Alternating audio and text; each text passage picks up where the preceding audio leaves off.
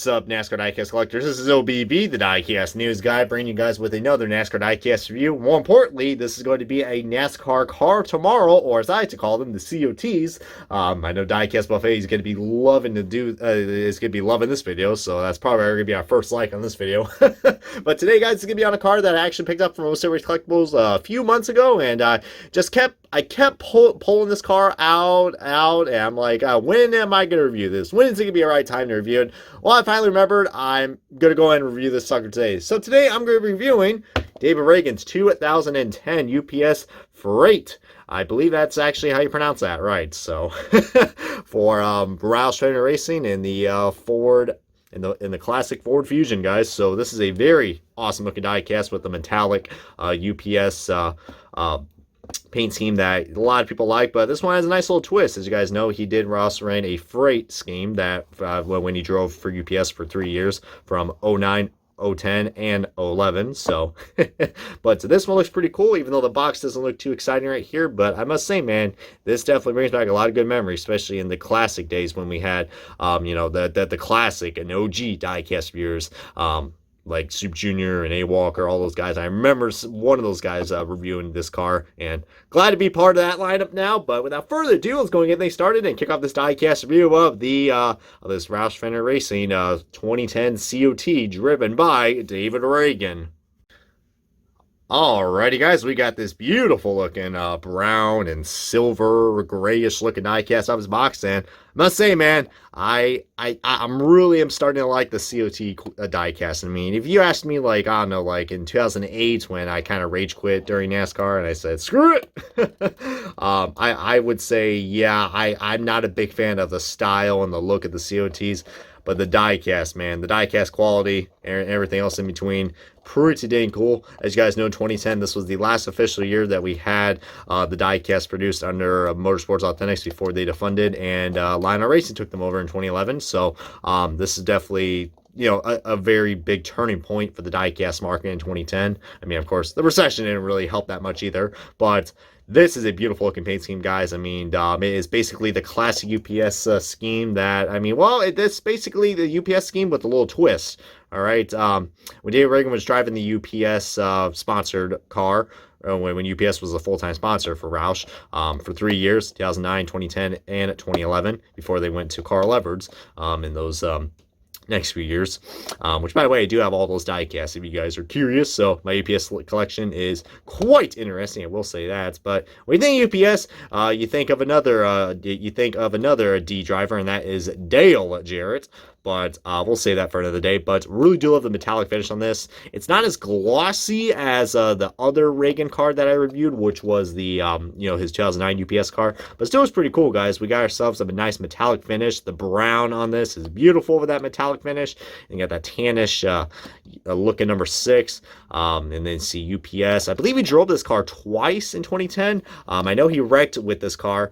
Oh, and speaking of wrecked, look at that UPS logo. Oh, man, I did not. That is kind of skewed right there. Then we got some residue right there. But, I mean, everything else about this diecast is pretty perfect. But, yeah, the UPS logo definitely ain't looking in the ups. I will say that. Get what I said there. We got the Ford Fusion, and you see that's pretty close to the grill. But, hey, whatever, though. I still was not a big fan of these headlight designs. They just look kind of odd, but I think that was just part of the COT. I don't know. I think the 2009 ones looked a little bit better. But hey, it was last year from Motorsports Authentics making these diecasts. But I still love that number 6, though. Man, look at those tires, man. Just beautiful. But I believe he also ran the Frights, well, I said it wrong for once. I knew I was going to say that. Damn me and my freaking pronunciation. But yeah, guys, I really love the silver on this, guys. It looks really cool. The silver is nice and sleek, and then you got the beautiful UPS logo, and then the brown, man. I mean, their old saying, what can brown do for you? Well, it definitely did a lot with this paint scheme, I will say that. Out of all the freight schemes that Ragan drove, I think this one, I don't know. I mean, the 2011 one was kind of, because, the 2011 one, I do love the 2011 primary scheme, but his freight scheme during that year was, I don't know, it's like half brown and half yellow with some gray. Not a big fan of it. 2009 definitely had a very nice, funky looking colors. I think that might probably be my favorite, and this might be a close second. I don't know, I just really love the color combination of this one right here. So I don't know, I mean, it's pretty close, but I don't know. I mean, this one might look a little duller, but it looks a lot more modern. So, I mean, this is probably my second favorite freight scheme. If you don't know what I'm talking about, look up his 2009 UPS freight scheme. I don't know if they made that in the 164 scale, but if they did, that probably would be interesting to find, but it probably will be as hard as find with this next car I'm about to show you, which is a 2009 car. This one might look pretty familiar. It's his UPS car, so from 2009. Which I was so surprised I was able to pick both these cars up at those collectibles. But as you guys see right there, the UPS logo is a lot more symmetrical and centered compared to this one right here. Yeah, I mean, but still is pretty nice regardless, though. I mean, yeah, the headlights are actually updated. I don't know. I mean, personally, in my opinion, I don't mind this, but I don't know. I kind of liked how everything was uniform and more boxier right here. I mean, heck. That's just my opinion with how the COTs are.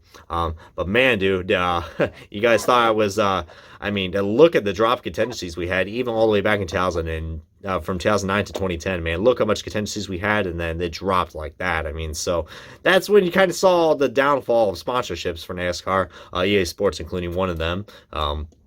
But yeah, I mean, still is a really nice looking car regardless. A lot less sponsors on the 2010 car as well, because, you know, Ragan didn't really do the best in his days with Roush. I mean, he definitely had some highs, but, you know, I think he was more better off at front row, which eventually he pulled off, you know, in 2012 and such, and then we knew the story after that with David Ragan. But yeah, I mean, he definitely didn't really live up to the hype, but he's had some really cool looking paint schemes. I will say, man, the UPS schemes, I think both of these are great additions. I mean, of course, you can find his original UPS car.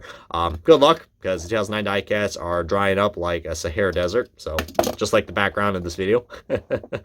But anyways, guys, I'm going to keep this pretty short and simple to the point. So yeah, I mean, if you guys can find this car, it is getting rare. I will say that.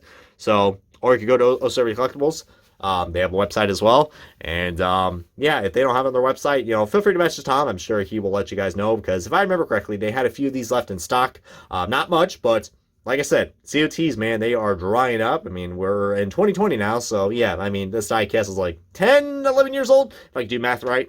But anyways, guys, it's been OBB, the diecast news guy. Thanks for watching this diecast review of the David Ragan 2010 UPS Freight Ford Fusion for Roush Racing. If you guys enjoyed this video along with my other diecast reviews, let's get that subscribe number going up, guys, because I just reached 3,900 subs. As you guys might know, I might make a separate video about what could be coming up for 4,000 subs. Maybe a room tour, but you guys gotta stay subscribed if you guys haven't already. Comment, like, and I will catch you guys on the other diecast review, as this has been OBB, the diecast news guy.